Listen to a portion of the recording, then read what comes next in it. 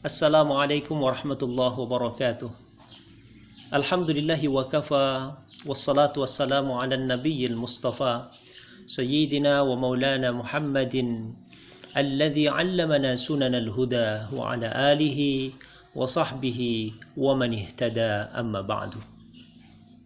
Alhamdulillah, puji syukur saya terutama panjatkan dan kita panjatkan bersama kehadiran Allah Subhanahu wa taala yang telah memberikan kita berbagai nikmat karunia, baik berupa hidayah iman Islam dan kenikmatan kesehatan, sehingga alhamdulillahirabbil alamin pada kesempatan yang teramat mulia ini, bulan Ramadan 1442 Hijriah, saya bisa bertemu dengan sahabat-sahabat peserta Akademi Khatib Indonesia, khususnya dari Kabupaten Lampung Timur dan umumnya Provinsi Lampung.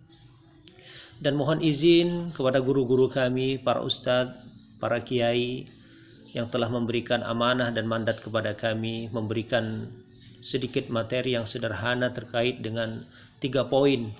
Yang pertama tentang metode khutbah, yang kedua tentang naskah khutbah, dan yang ketiga tentang etika khatib. Oleh karena itu, saya mohon izin apabila di dalam penyampaian nanti ada kesalahan, ada kekhilafan, kami mohon maaf kepada Allah Subhanahu wa taala, kami mohon ampun. Sebagai pembuka materi pada kesempatan kali ini, saya ingin menyampaikan bahwa ada satu metode edukasi informasi yang metode ini paling efektif dan efisien sepanjang perjalanan sejarah umat manusia. Apa itu? Tidak ada lain adalah khutbah Jumat. Kenapa khutbah Jumat menjadi paling efisien, paling efektif sepanjang perjalanan umat manusia? Karena satu-satunya sebuah perkumpulan, perhimpunan yang seluruh umat datang ke satu titik yang disebut dengan masjid Allah Subhanahu wa taala tanpa ada undangan khusus. Setiap pekan, setiap hari Jumat datang. Tidak ada lain adalah ketika khutbah Jumat berlangsung. Allah cukup sekali. 14 abad yang lalu Allah Subhanahu wa taala turunkan perintah, a'udzubillahi minasyaitonirrajim, bismillahirrahmanirrahim, ya ayyuhalladzina amanu idza nudiya lis-salati min yaumil jumu'ati fas'au ila dzikrillahi wa dzarul bai', dzalikum khairul lakum in kuntum ta'lamun. Wahai orang-orang yang beriman, jikalau engkau diseru untuk melaksanakan salat pada hari Jumatan, fas'au ila dzikrillah, maka bersegeralah, percepat langkahmu untuk ingat kepada Allah, untuk melaksanakan salat Jumat tersebut. Wadharul bai', tinggalkanlah perdagangan, tinggalkanlah jual beli. Dzalikum khairul lakum, itu semua jauh lebih baik untuk kalian, in kuntum ta'lamun, jikalau kalian memahaminya. Cukup satu ayat itu saja, maka sepanjang sejarah Islam ribuan tahun berjalan, setiap hari Jumat datang tanpa perlu surat undangan baru. Masya Allah. Dikuatkan oleh hadis Rasulullah SAW yang diriwayatkan oleh Imam Abu Daud dari sahabat Tariq bin Shihab.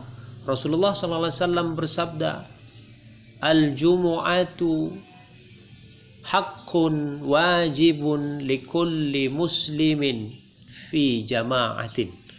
Bahwa salat Jumat itu hukumnya wajib bagi setiap muslim dilaksanakan secara berjamaah.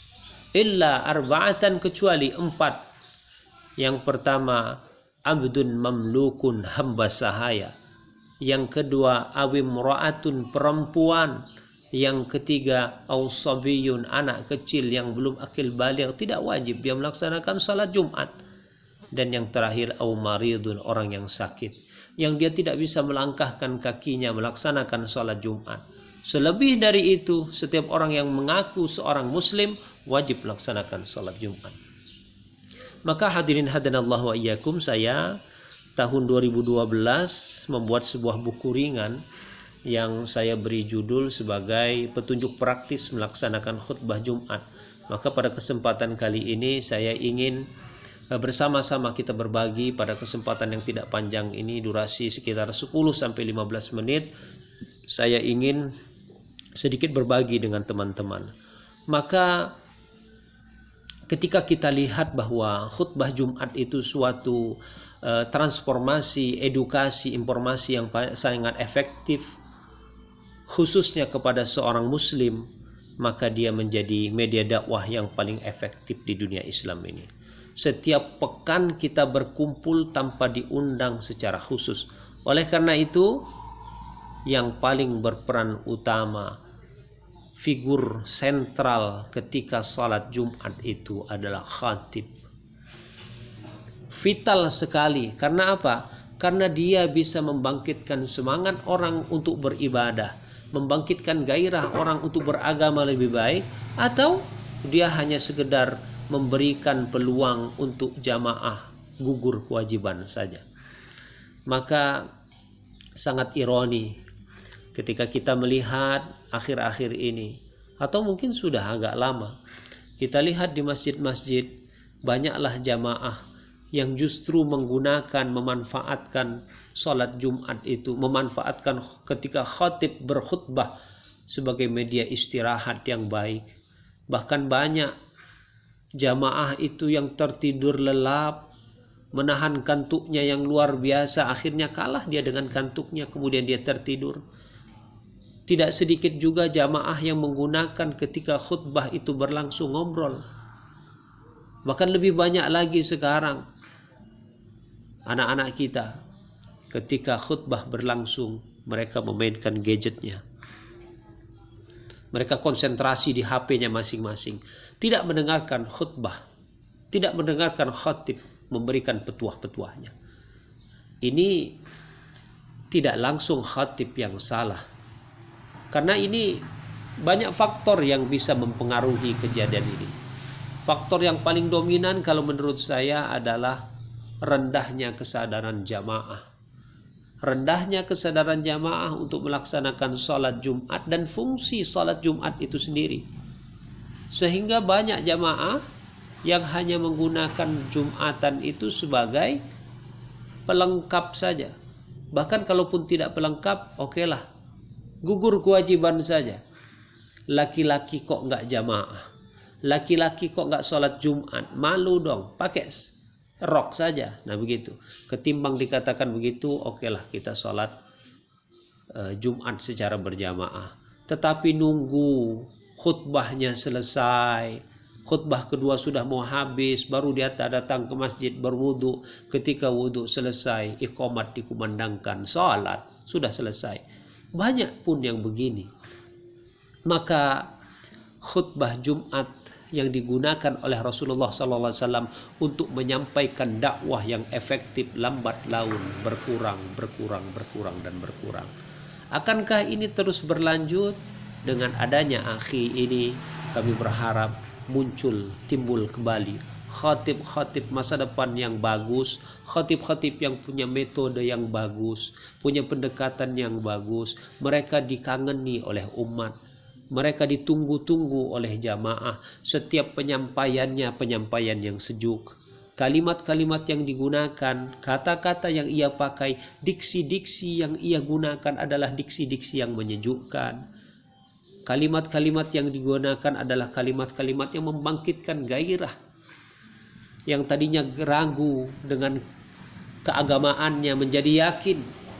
Yang tadinya dia belum yakin dengan agamanya menjadi kuat keimanannya. Itu fungsi daripada khatib yang sebenarnya.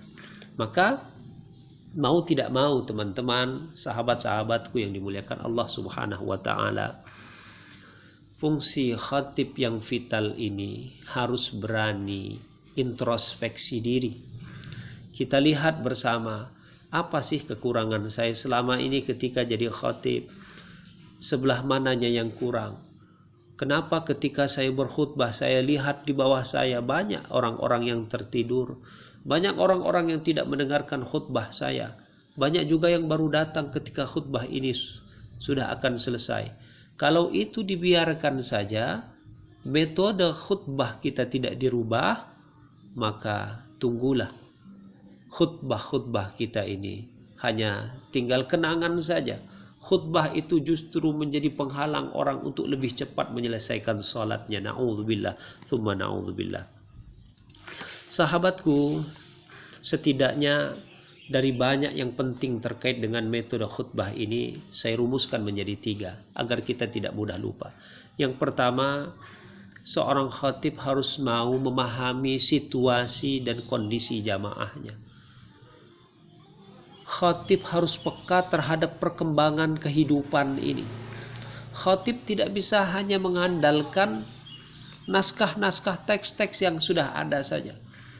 Bukan berarti naskah teks khutbah, buku-buku khutbah yang ada itu buruk, bukan, tidak sama sekali.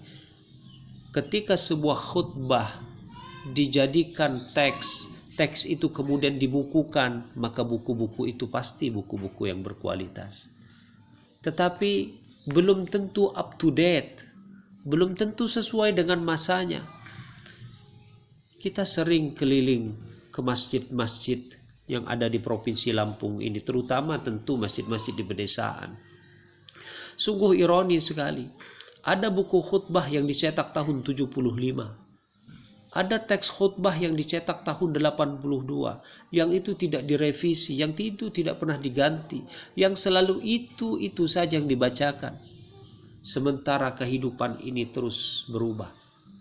Bahkan bukan hanya tiap tahun berubah, tetapi bahkan setiap jam, setiap detik kehidupan kita ini ada perubahan-perubahan. Tahun 80 orang tidak mengenal gadget. Tahun 80 orang tidak mengenal HP. Tahun 2021 ini bukan hanya gadget dan HP. Android pun sudah nyaris ketinggalan.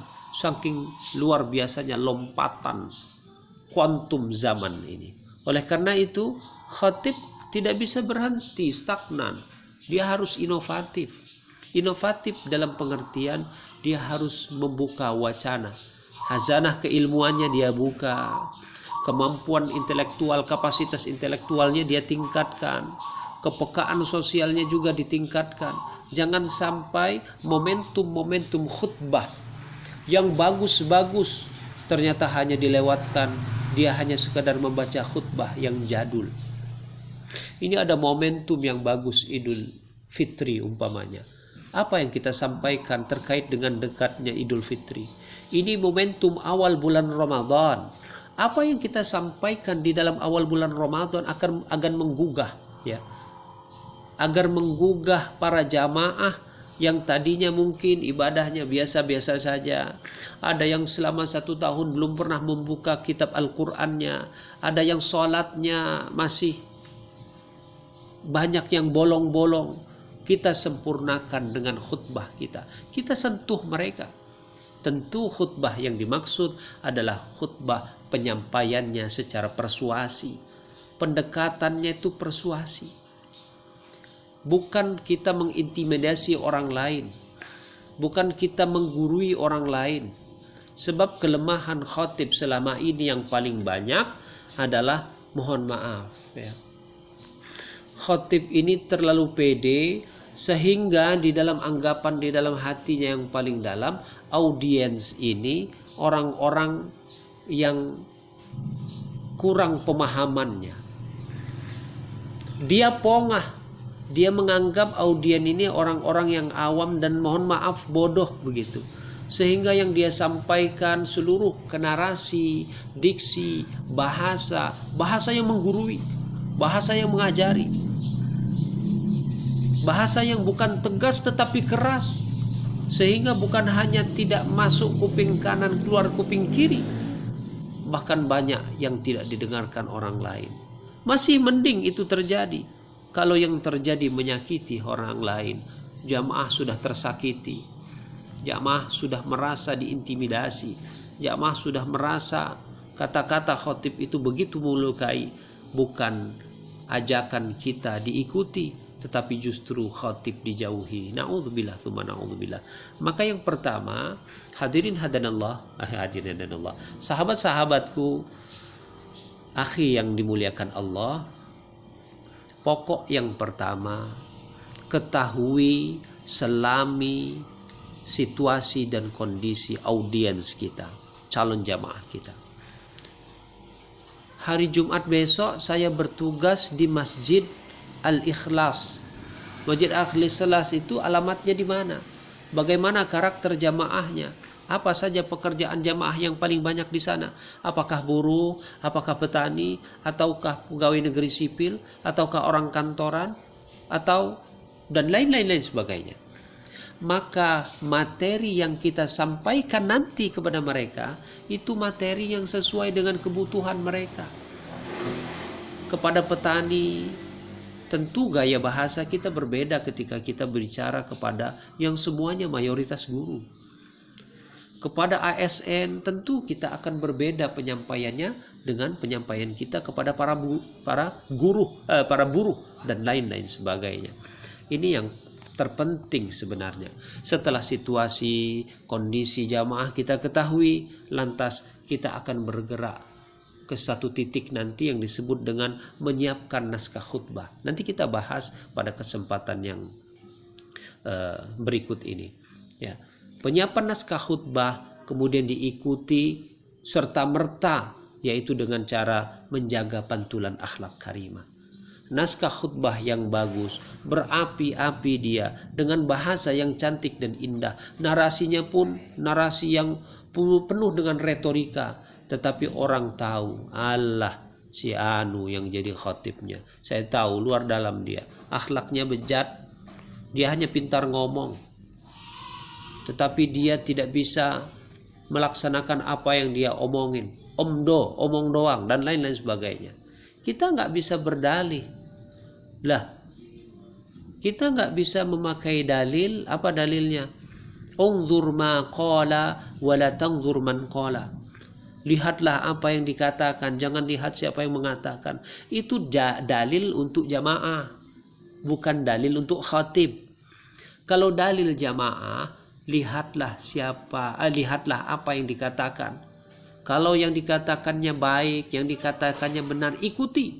Tetapi kalau yang disampaikannya buruk, yang disampaikannya tidak bagus, jangan diikuti. Siapapun yang menyampaikannya. Kalaupun orang jelata yang menyampaikan tetapi itu kebaikan dan kemuliaan, ikuti. Tetapi kalau dia orang terpandang, orang terhormat menyampaikan sesuatu yang batil, tidak diikuti. Itu dalil jamaah. Dalil kita khatib bukan itu. Dalil kita khatib, kabura maqtan indallahi an taqulu ma la taf'alun. Itu teramat buruk kebencian Allah Subhanahu wa ta'ala kepada seseorang yang dia mengatakan sesuatu, ajak kebaikan, tetapi dia tidak melaksanakan apa yang dia katakan. Itu. Sehingga pokok yang terakhir ini, yang ketiga ini, paling dominan, yang paling penting. Ketika seseorang mengatakan apa yang melakukan apa yang ia katakan, maka jamaah semua akan melihat, oh ini loh khatib ini, sesuai antara ucapan dan perilakunya, akhlaknya, apa yang ia katakan, apa itulah yang ia lakukan. Itu sebagai khatib. Maka kalimat apapun yang kita gunakan, bagus bagaimanapun penampilan kita, ketika ini tidak kita asah dengan baik, maka sirna semua. Jadi bisa kita simpulkan teman-teman sekalian, sangat sederhana sekali di dalam melakukan khutbah. Ada metode-metode yang begitu banyaknya, yang tidak cukup kita sampaikan hanya 10-15 menit bahkan 1 jam. Tetapi setidaknya yang paling penting dari banyak itu adalah bahwa khutbah yang kita lakukan harus kita survei dulu apa kebutuhan jamaah. Kemudian setelah situasi kondisi jamaah kita ketahui, kita buat naskah dengan naskah yang bagus.